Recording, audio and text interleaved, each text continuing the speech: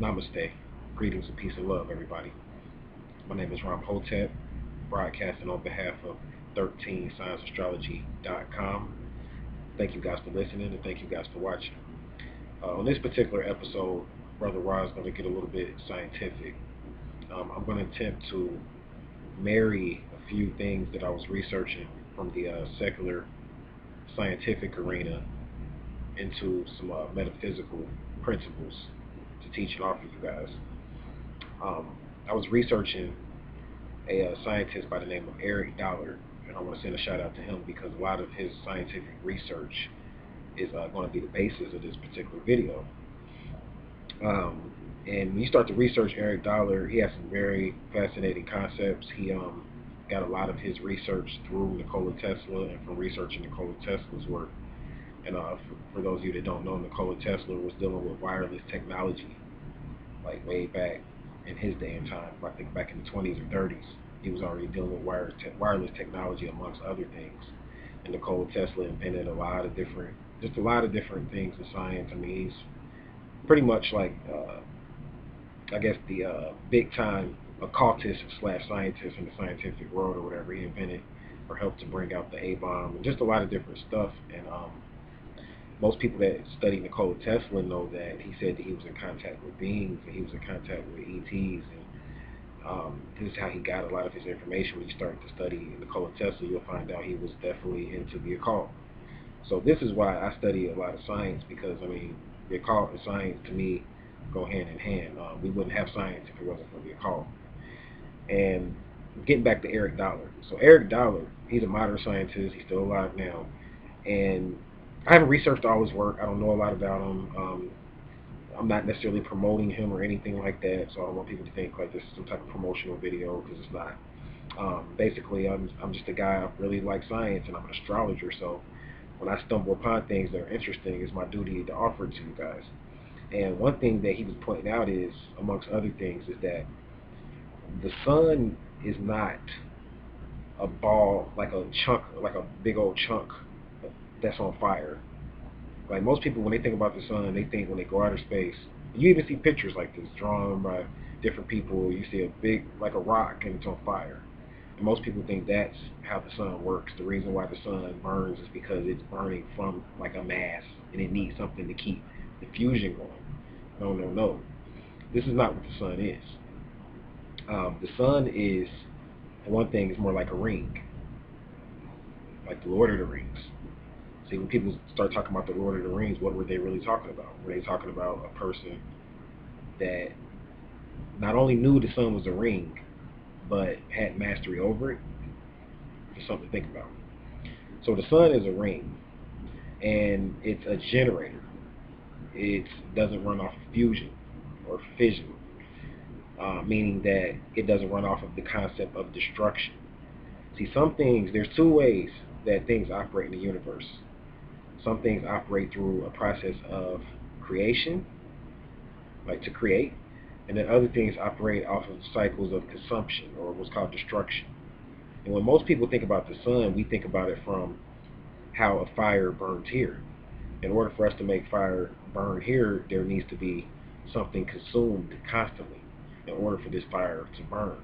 Like you need wood, you need a can, you need wax, you need fluid, you need something to consume in order to keep this going, where the sun doesn't work like that. The sun is hollow in the center, and it's a ball of gas, and it doesn't, and according to the scientist, I mean, he did a lot of research. Let me just tell you this.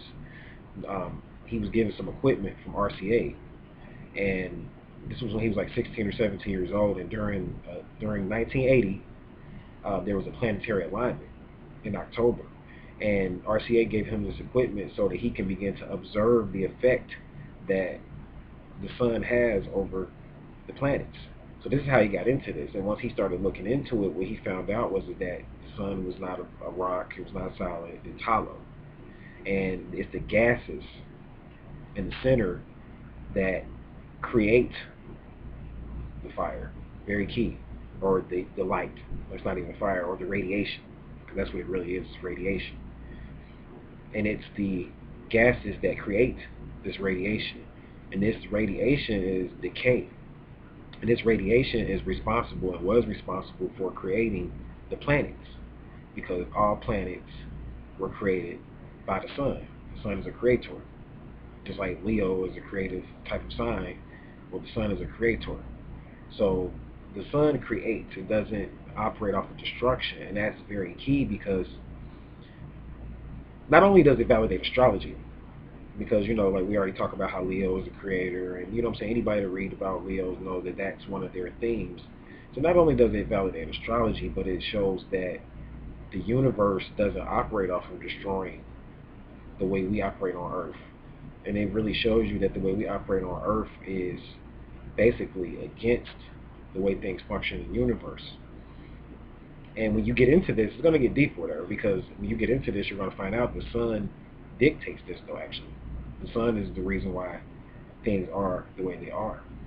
So it's another interesting concept. So if you were to leave from this plane, from this planet, from this realm, and you were to go outer space, you wouldn't see the sun. You wouldn't see the light of the sun. So something that, he was pointing out, Eric Dollar, you wouldn't see the light of the sun. And this is interesting because basically you would just see nothingness. You wouldn't see anything. Where in the place, if you looked in the place where the sun was supposed to be, and most people think when they go into meditation and they leave the planet Earth, they're going to see this big bright light and the sun's going to be out there. Well, no, you won't see the sun because you can only perceive the sun from here. And this validates, we talk about how we live in what's called a holographic reality. And the things that we see here are only illusions. They're only illusions. So I want to get into talking about ether now. And I'm bouncing around here, but just notice how all this is going to be holistic and it all goes together. So let's go back to the sun again. Now the sun is gases, but it's created by ether. The gases are created by ether. Ether equates to gas. So when you start talking about ether, most people look it up. It's a gas. And this particular gas, there's actually 18 different noble gases that make up the etheric realm or the etheric plane. And out of these 18, there are six primary gases that make up the etheric plane. And I'm not going to go into the primary gases here, but what I'm pointing out here is that the sun is creative. It creates. And it creates through these gases. So what that's telling you is that if the sun is a creator and it creates via these gases that are actually channeled from another dimension, which I'll go into at another time. It's channeled through another dimension, which is the fifth dimension. And the sun creates matter from these gases. So when you start to study different planets, all planets are created from ether. All planets have an etheric counterpart via the sun. So it's interesting to point out that, so when you come back into the planet, say for instance you go outer space or whatever, you don't see a sun, when you come back into the planet, you're going to be younger because of the fact that you're not going to age as fast because you're not caught up into the cycles of time. So the sun creates a holographic reality for us, but not only that, but it's a generator. It's not just a big old ball. So if it's a generator, that lets you know that it was intentionally created. And that's the part of science that I don't necessarily agree with, because scientists believe that the universe happened by accident and it was not a master plan. But if the sun is a generator, and it is, it generates heat, frequencies that turn into light once you go into a particular planet. You're not going to see light in outer space. Same thing with the stars. You're not going to see stars in outer space. So the sun creates this particular illusion and this particular reality and matter and all the things that we see. The sun is responsible for it. So now let's get into ether. So the sun is just a medium.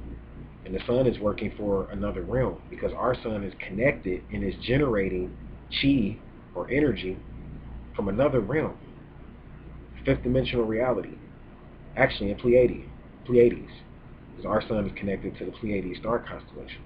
So our sun is generating energy from the Pleiadian star constellation, which is from another dimension, the fifth dimension, and bringing that particular energy here via gases and creating a reality for us here. So why am I pointing that out?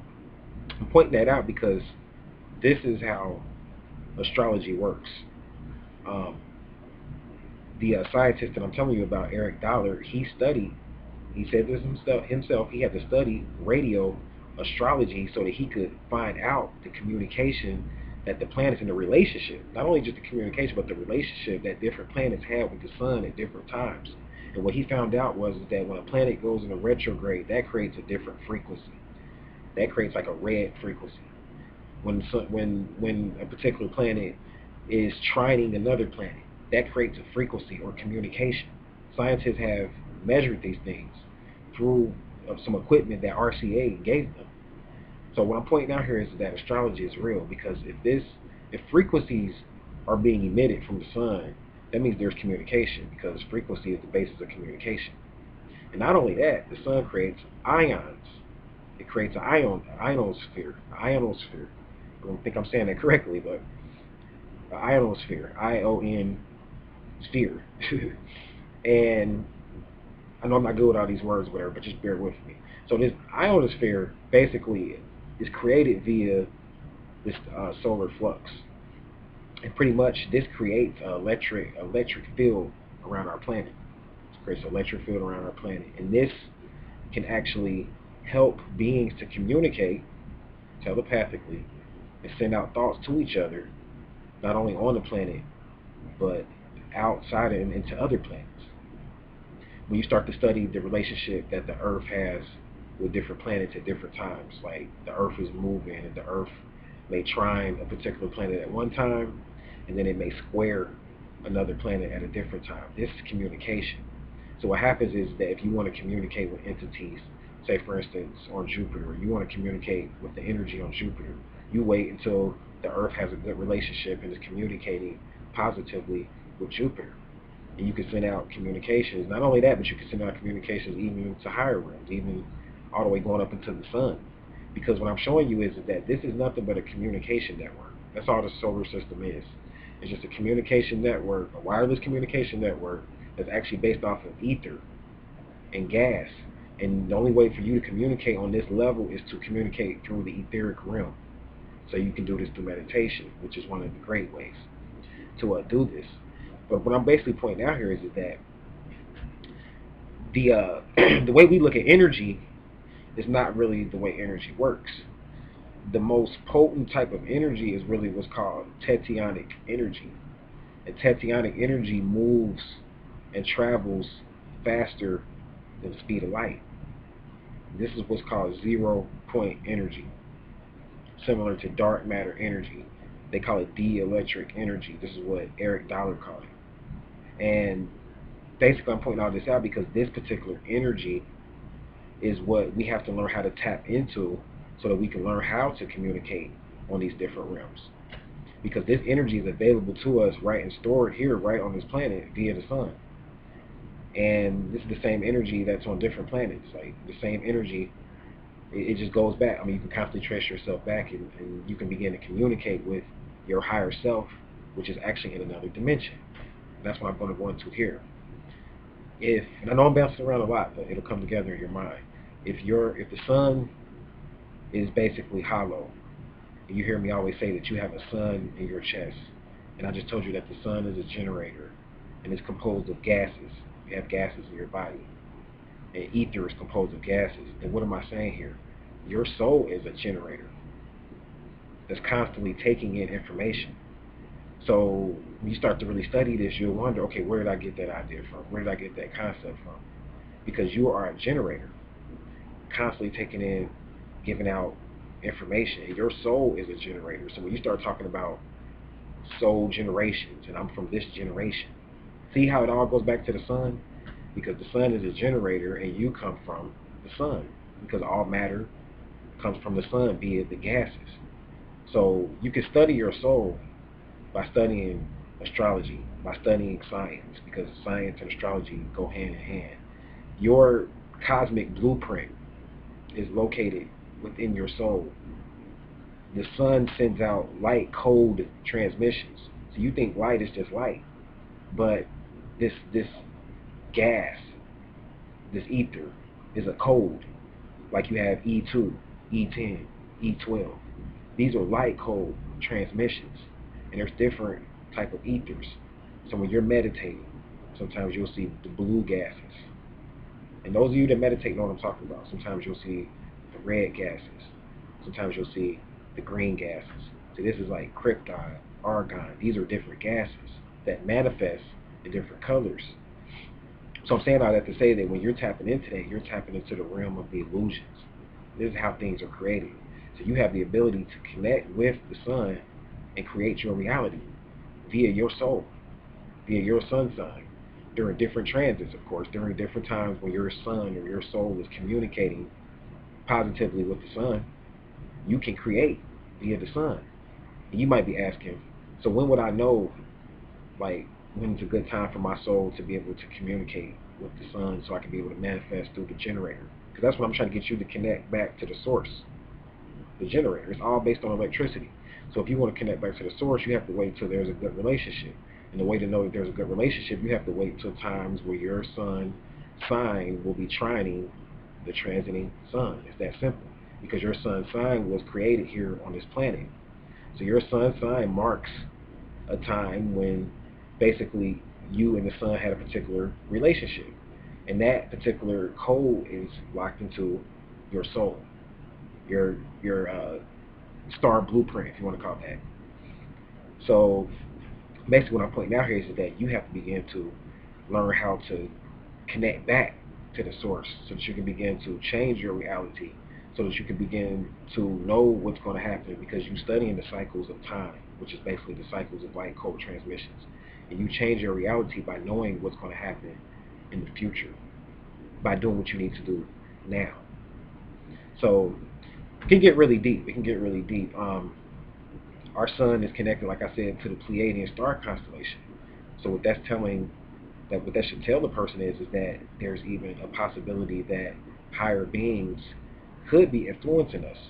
Because if our sun is a generator that's generating energy or chi and sending that energy out into the universe and creating ionospheres on different planets, which creates communication amongst beings on different planets, which creates an environment, then, and this stuff is not by accident because it's too perfect, and that makes you think, could it be higher beings that are responsible for sending us different feelings, different emotions, different thoughts in different waves, and sending that into the generator and putting that into the generator and sending that out to us? It's that easy. So if you start to wonder when people say there are beings manipulating our reality, or there are beings that are influencing us, whether positive or negative, because I mean there are certain beings I know that influence us positively, but whether it's positive or negative, when people start to talk like that, it doesn't sound too crazy, because the sun is a generator. It's not just a rock sitting out there it's not burning on its own. It's taking in energy from a different dimension and creating a reality in this solar system based upon that energy. So if you sat and watched this video, I really appreciate it. I thank you. This is just basically a scientific, I guess you could say it's a scientific dissertation to try to explain to people how the sun works, how our planet works, and how we can communicate not only with each other through the frequencies and the rays of the sun and the cycles of time without even speaking. But not only that, but we can communicate with our higher self and higher beings. It's even a possibility that since our soul is really a generator, that our true higher self is another being on another realm. Your future self. Many people hear me talk about your future self. It's a possibility that your future self is just another being outside of yourself that's influencing you. And I know that scares people because people want to feel like we have control over our life. But the more you study science, the more you study the stuff, you start to figure it's easily manipulated. Our reality is easily manipulated, and it's not too far off or too far-fetched to say that beings could be manipulating our reality. We don't even know it. We don't even realize it. All through the generator. So the way to get out of this particular manipulation, if some people feel like they're being manipulated, because some of us aren't being manipulated. is to find your higher self. Find the higher part of you, the universal aspect of you that deals with love. Because remember, the sun is a creator, not a destroyer. It's not a destroyer. So if you feel like you're being manipulated by higher beings, you're probably being manipulated by something that's outside of your higher self. You're being manipulated by beings that basically have learned how to use the generator to control you. The sun, the generator.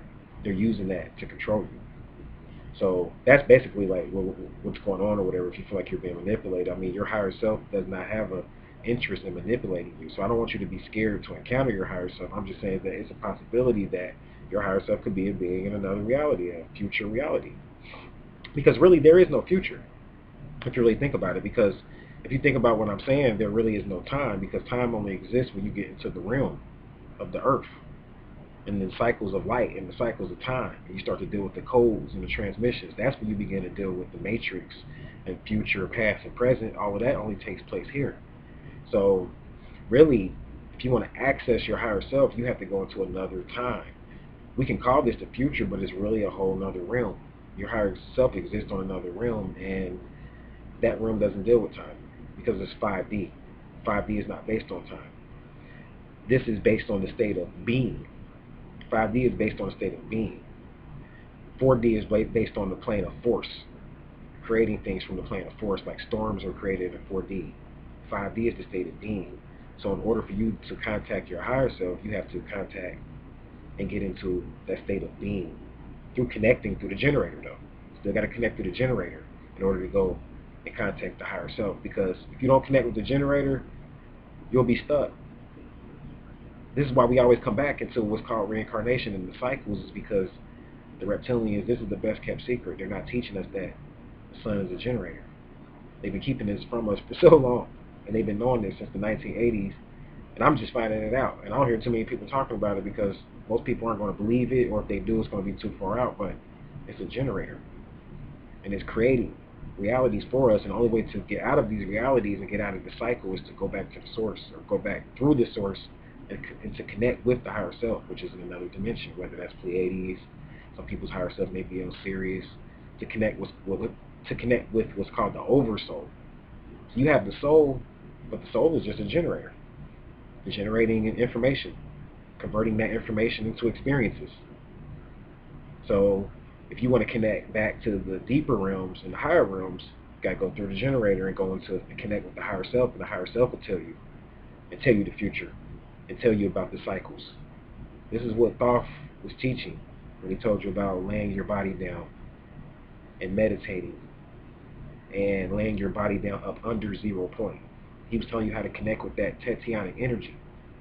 See, 0 point energy is tetionic energy. And he talked about how you have to lay your body down every so many years and meditate so that you can master the mysteries, and then when you come back, you master the cycles of time, because he teaches you how to connect with your higher self. You can't connect with your higher self in just 8 minutes of meditation or 10 minutes of visualization. It takes deep meditation, deep thought, deep contemplation. But you got to go through the generator, meaning you got to go through the illusion and the cycles of time in order to connect back to the higher self. Tetionic energy, or 0 point energy, is nothing but pretty much just terrestrial energy and chi put together, and ionic energy put together. That's all tetionic energy is. So, and tetionic energy is the basis on mastering the cycles of time, connecting back with the higher self, healing yourself from any disease. All of this can be done through that modality and through that process. But again, you have to go back to the generator and learn about the ethers and the etherians and the beings that create through illusions, through gases. They create illusions. And you might be like, man, Ram Hotep, you crazy, man. Like, we just up here talking about gases and illusions and ethers. But I'm not crazy, because that sky is not blue. That sky is not blue. You think it's blue. You call it blue, but it's not blue.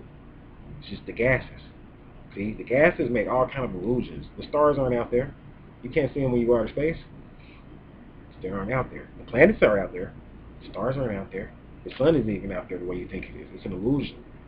See, they're creating a holographic reality. It's not even out there. Think about that. The archons. And these different beings are creating realities and illusions by mastering the generator and keeping you locked into the cycles of time. So I'm going to go ahead and shut this video down with that. I thank you guys for listening. I thank you guys for watching. And until we meet again, I'll leave you in peace.